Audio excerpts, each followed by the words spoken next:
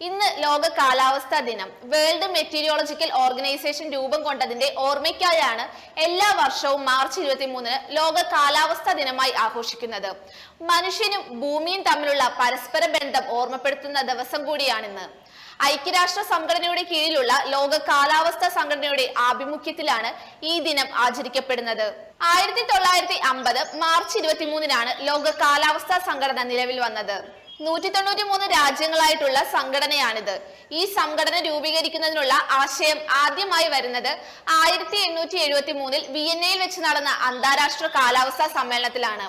പിന്നീട് 1950 WMO convention നൽകിയ അംഗീകാരത്തോടെ ഈ സംഘടന നിലവിൽ വന്നു.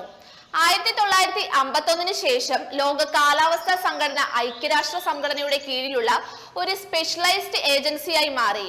ഇതിന്റെ ആസ്ഥാനം നിലവിൽ ജനീവയിലാണ്. ഏറ്റവും ചൂടേറിയ നൂറ്റാണ്ടുകളിലൂടെയാണ് നമ്മുടെ ലോകം കടന്നു പോകുന്നത്.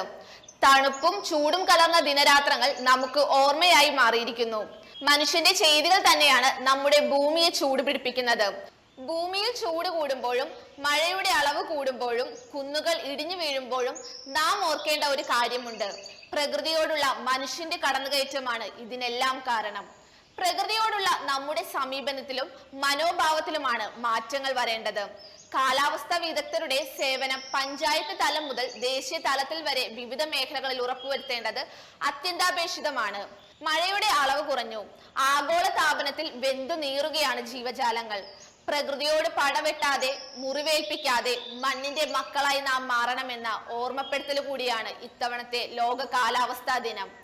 കർക്കിടകത്തിലെ ഇടമുറിയാത്ത മഴ, പൊൻവെയിലിന് വഴിമാറി ഓണത്തിനൊരുങ്ങുന്ന ചിങ്ങം, പിന്നെ കടല് വച്ചിക്കുന്ന കഞ്ഞിവെയിൽ, ഇടിമിന്നലിന്റെ അകമ്പടിയോടെയുള്ള തുലാവർഷം, മഞ്ഞും കുളിരുമായി പതുങ്ങി വരുന്ന ധനുവും മകരവും, കൊയ്ത്ത് കഴിഞ്ഞ പാടങ്ങളെ പൊള്ളിക്കുന്ന മീനവെയിൽ, മേടത്തിൽ പൂത്തു നിൽക്കുന്ന കണിക്കൊന്നയും, ചൂടേറ്റ് തളർന്ന് ജീവജാലങ്ങൾക്ക് ചെറു കുളിരുമായി കുംഭത്തിലെ വേനൽ മഴയും.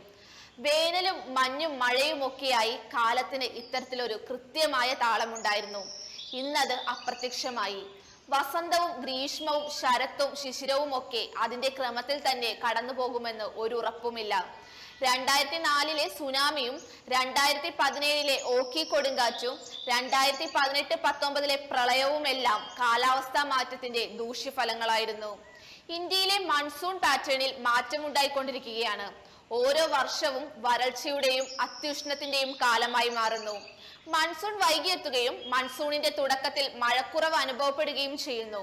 പിന്നീട് അതിശക്തിയായ മഴയും അതിന്റെ ഭാഗമായുള്ള കാലാവസ്ഥ കെടുതികളും ഉണ്ടാവുന്നു.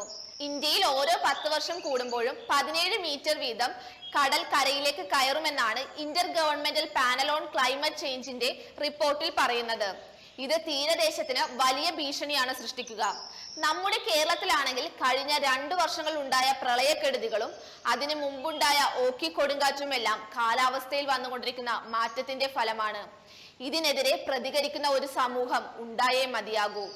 ആത്മാർത്ഥമായ പ്രവർത്തനങ്ങളിലൂടെ മാത്രമേ ഈ വലിയ വിപത്തിനെ പ്രതിരോധിക്കാൻ നമുക്കാകുകയുള്ളൂ. ഈ കാലാവസ്ഥാ ദിനം അതിനായുള്ള ശ്രമങ്ങൾക്കുള്ള തുടക്കമാവട്ടെ.